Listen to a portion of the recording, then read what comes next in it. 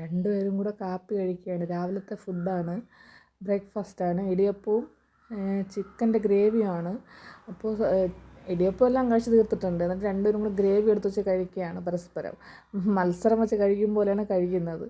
അപ്പോൾ ഇതൊക്കെ കാണുമ്പോഴത്തേക്കും ഞാൻ ചില കാര്യങ്ങളൊക്കെ എനിക്ക് ഓർമ്മ വരും. ചില തെരുവിലൊക്കെ കിടക്കുന്ന കുഞ്ഞു പിള്ളേരുണ്ടല്ലോ, അമ്മമാർ ഒക്കത്തൊക്കെ കൊണ്ട് നടക്കുന്നതും കുഞ്ഞു മക്കൾ, അവരെയൊക്കെ കാര്യം ഓർക്കുമ്പോൾ സത്യം പറഞ്ഞാൽ നമ്മുടെ മക്കളായാലും നമ്മുടെ കുട്ടിക്കാലായാലും നമ്മൾ ഒരുപാട് പുണ്യം ചെയ്തവരാണ്. ഇതൊക്കെ കാണുമ്പോൾ എനിക്ക് ഈ തെരുവോരത്തിൽ കിടക്കുന്ന ഒരു നേരത്തെ ഭക്ഷണത്തിന് പോലും വകയില്ലാണ്ട് കിടക്കുന്ന പെണ്ണായാലും ആണായാലും കുഞ്ഞു മക്കളെ കാണുമ്പോൾ എനിക്ക് ഒത്തിരി വിഷമം വരാറുണ്ട്. ഞാൻ ട്രാവലിങ്ങൊക്കെ എൻജോയ് ചെയ്യുന്ന ഒരാളാണ്. അപ്പോൾ ഞാൻ ഡ്രൈവ് ചെയ്ത് പോകുമ്പോൾ വഴിയോരങ്ങളിൽ ഞാൻ ഇത് കാണാറുണ്ട്.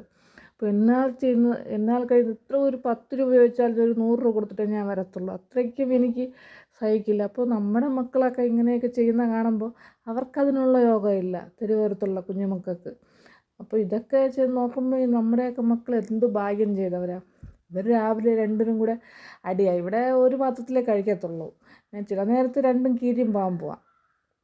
മത്സരം വെച്ച് കഴിക്കുകയാണ്. കണ്ടോ?